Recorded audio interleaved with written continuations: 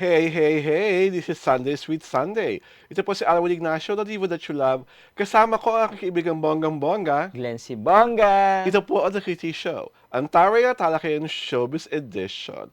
At, para sa aming easy round, Special! Special day. nahihiya ako! Kasi po, sa June 26, Yes. birthday ko na. Happy birthday! Happy birthday to me! So, naging tradisyon na kasi namin dito. Tradisyon talaga.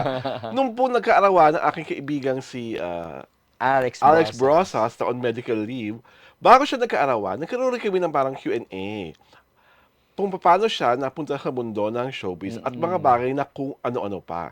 So dahil nga po kaarawan ko on June 26 at itong palabas na to ay inyong mapapanood sa June 23, Indulge Me. At ang aking kaibigang bonggang-bonggang si Glenn ay magtatanong sa akin ng 4 na kahindik-hindik na tanong Kahindik-hindik talaga. na sana'y masagot ko at sana'y hindi kayo maumay at hindi maningkit ang inyong mga mata pag aking sinagot ang kanyang kabog na kabog ang mga bang Miss Universe questions. Diba? Ayan. Go! Kaibigan Glenn, sana ang unang tanong. Siyempre, bago ang aking mga katanungan, happy birthday. Thank you, Glenn. Ayan, I love you. We love each other, of Oo, course. correct. The diva that I love.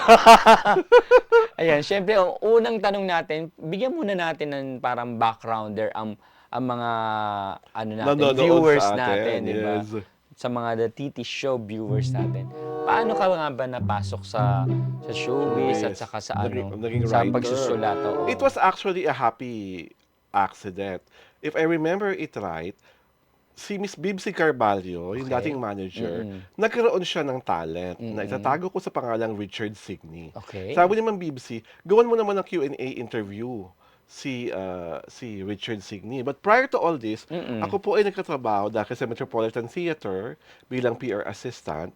Tapos nalipat po ako sa National Commission for Culture and the Arts at naging in-house publicist ng Ballet Philippines at ng Gantimpala Theater Foundation. taray. So ang background ko po talaga, arts and culture. Oo. So nagkataon naging talent namin si Richard Signey na alaga ni Miss Bibsy Bibsy Carballo. Carballo. Pinagsulat niya ako ng Q&A interview, tapos gusto niya isubmit ko dito sa Daily Tribune. Noong mga panahon na yon, merong page ang Daily Tribune na ang title Man, Okay. na lumalabas tuwing Friday. So, ako nagsulat ng Q&A, ako rin na nag-submit. Hindi pa ako kakilala ni Miss Dina Ventura noon, yung aming Oo. patnugot sa lifestyle and entertainment. So, ang ginawa ko, ako pumunta, nagkaibigan ko yung EA. Sabi sa akin yung EA, I forgot her name, I think it was Giselle pa. Sabi ni Giselle, tanda-tanda ko, Miss Dina, here's Alwin Ignacio po, magko-contribute para sa man page natin. Si Miss Dina talaga, in all her beautiful glory, hindi ako pinansin. Tuloy-tuloy sa pagka-type sa computer. Kasi Okay. siguro nag-deadline, nalumali ako mga 4 o'clock in the afternoon. Sabi niya sa akin, tandang-tanda ko pa. Marami na tayong contributor. Ay, In a Jacqueline Jose ano monologue. nga. So, true to my PR, binaba ko lang yung floppy disk pa doon, kapatid. Oo, oo. Alam mo naman. Floppy disk Nung panahon pa! natin. Ang tanda! Correct. So, basta iniwan ko na yun doon. Nagsabit ako ng Monday. Okay. So, Friday siya dapat lumabas. Lo and behold, nung Friday, lumabas. Okay. Sa man page. So, in my true PR form, tumawag ako sa phone ng Tribune para magpasalamat. Oo. Tapos sabi niya ko sa akin, good afternoon, may I speak with Miss Dina Ventura? Yes, this is she. Who is this, please? Miss D, sabi ko, this is Alwin Ignacio. I just want to thank you for giving space dun sa Richard Signey story Okay, ko na libas po sa man page. Okay. Tapos, out of the blue, by some cosmic design, bigla niya akong tinanong, gusto mo bang i-cover ang Starstruck for me? Starstruck ano to, ha? Yung una-una pa. Unang-una. Oo. So, Mark Heras and Jenny Lee Oo. Mercado. Hindi po to yung hindi po to yung Big Night sa Araneta, kundi yung kauna-unahang live show ng Starstruck Playhouse. Okay. Yung may Starstruck Playhouse pa Oo, doon. So, oo. pinapunta ko sa GMA, Yung pina-interview TV show. pina-interview Oo. akin si Mark at si Rainier Castillo. Okay. At yun ang kauna-unahang, after Richard Signey, Oo. yun ang kauna-unahang major showbiz Showbiz, story ko. oo. Daily Tribune na agad. At ang tagal ko naging contributor sa Daily Tribune. Bago ako umalis sa Daily Tribune, nalipat sa Abake Tonight, naging columnist sa Manila Standard, and now, I'm back to my original family. Nagbabalik sa Tribune. Diba? Talagang bumalik ako sa Tribune at nagsusulat po ako sa aming lifestyle at entertainment page. Of course, host, kasama si kaibigan Glenn at si kaibigan Alex Broca sa The 3T Show. At meron rin po akong column sa Diario Tirada, ang aming online tabloid. O, di ba? Ayan ang aking kasaysayan. So, kaya nauunawaan nyo na po kung bakit mas maarte ako sa pangkaraniwan. Kasi nga po, nagsimula ako sa mundo ng sining at kultura. Correct, Di po ako kagaya na, ang unang sabak agad, showbiz. Si Madam ay chumachatro. Yes. Ay! Isang question pa lang, naubos na. Yan, sundan na agad natin. Mabilis lang to. Pangalawang katanungan.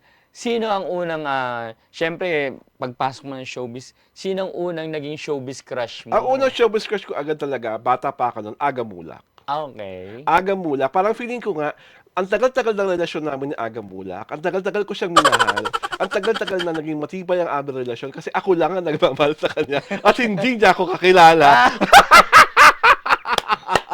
Pero na-meet mo siya, na-interview mo Hindi siya? pa. Talaga? Ever. Never? One time ko lang siya napuntahan sa may ABS-CBN pa, pero para sa isang magazine, isang question lang ang tinanong ko. At hindi ako nagkaroon ng parang isang question lang talaga. Wala akong pangmalakasang, kaya nga I'm looking forward sa First Family. Sana naman, kung sino mo lang maghahawak ng paandar para doon, maimbitahan ako. At para magka-picture na kami ni Kuya Morning. Kuya Diba? Morning. Mas maswerte pa pala ako na interview ko na si Aga. I never had the chance to interview him, ever. Okay. So, that's Aga Mulak. Punta tayo sa number 3. Ito medyo controversial to. Kasi, sinasabi mo nga, Bilmanian ka. Pero, sabi ng mga sabi ng mga utaw. Sabi ng mga Bilmanian. Correct. Sabi ng mga Bilmanians, bakit daw kung totoong Bilmanian ka, bakit daw lagi mo pinupuna si Ate V? Okay. Ako po kasi ay isang fan na hindi bulag sa katotohanan. Pag idolo ko po, mas kritikal ako. Mas pinupuna ko talaga. Kasi po, karaniwan sa mga iniidolo natin, lahat ng nakapaligid sa kanya, yes person. Oo lang ng oo, tama yan Vilma, maganda yan Vilma, bagay sa'yo yan Vilma. So ako, bilang fan, at nananalig sa kakayahan ni Vilma na marami pa siyang kayang ibigay, nahihinayangan ako. Ang ginagawa niyang pelikula ay tulad ng When I Met You in Tokyo, na tungkol sa dalawang matandang, isang ni Rayuma, isang may sakit sa puso, namatay, tapos nag-iiyak si Ate V na lungkot. Yung po bang, kumbaga, sa simpleng term, maning-mani na ni Vilma, yung ganyang mga katauhan, at her age, and at her stature, na pwede siyang gumawa ng mas maigting na pelikula, tulad ng ginawa niya ng Extra, tulad ng ginawa niya ng Sister Stella L., tulad pa ng mga ibang award-winning movies niya na kagaya ng Relasyon, ng Broken Marriage, Pati bata-bata. pati bata-bata, ano kang ginawa, pati Dekada 70. Lahat yun sinuportahan ko.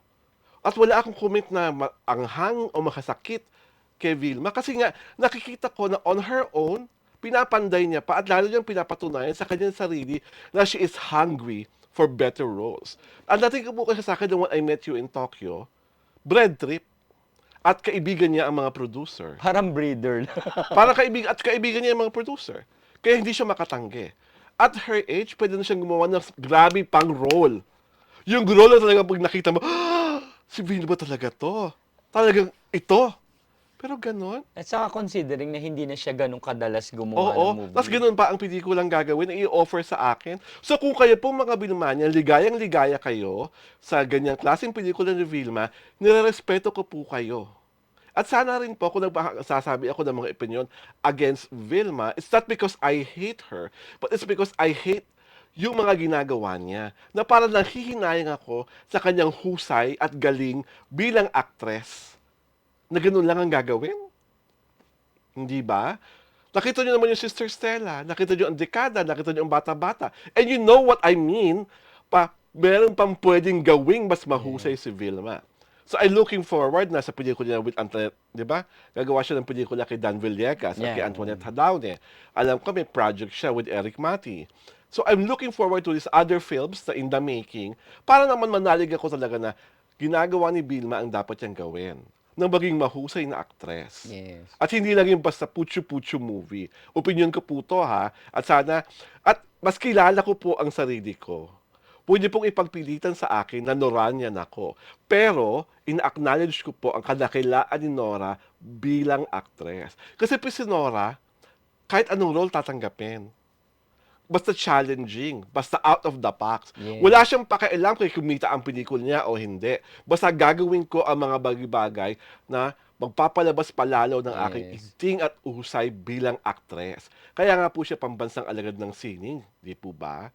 So kung gusto po ni Ate V na dumating sa ganung level, a body of work na mas matibay at mas matatag at mas malakas. Okay. That's your point. Yes. Okay, punta tayo sa pang-apat na, ito na. Hindi, After career, ito naman ang love life. Love life naman ni Alwin. Kasi may mga naririnig ako na, totoo bang naging karelasyon mo ang isang direktor? Ayoko na pong pakalanan yung director. Amin na. Kasi nakakahiya naman sa kanya. Di ba? Sabi naman niya, pinapromote ko yung relasyon namin. Wala pa ako naging karelasyon na direktor. Ang totoo, maging malapit na malapit kami sa isa't isa nung nasasabing direktor na kung sinusubaybayin niyo ako sa aking Facebook pahina, alam niyo na kung sino. Bilang respeto sa kanyang pagkatao at sa kanyang pagkalalaki, ayoko siyang itago sa pangalang Perry Escalante. But we are close. At ako'y nalulungkot na itong mga panahon na to, parang incognito siya, nakasabbatical ata, hindi na naman nagpapakita sa mga tao. At sa amin po dalawa ni Perry, mahal niya po ako bilang kaibigan. Ako lang talaga yung nagmahal na may pagkakasamang pagnanasa at romansa. Sa kanya talagang tropa lang kami. Ako, hindi. Ayokong sumuko ng araw. Nung mga bata-bata pa kami. But we are like in a 3-decade-old friendship. So matagal-tagal na rin po kami magkaibigan. At nananatili maging magkaibigan namin. So, hi Perry, I miss you. And you know I love you, right? Ito po si Alwin Ignacio, the diva that you love. Maraming salamat po sa mga pagbati at pagmamahal. At syempre pa, kasama ko ang aking kaibigang Bonggang-Bongga. Syempre, bago yan, happy birthday, Alwin! Glenn si Bongga! Ito po ang Natiti Show, ang Taring at Talakayan Showbiz Edition.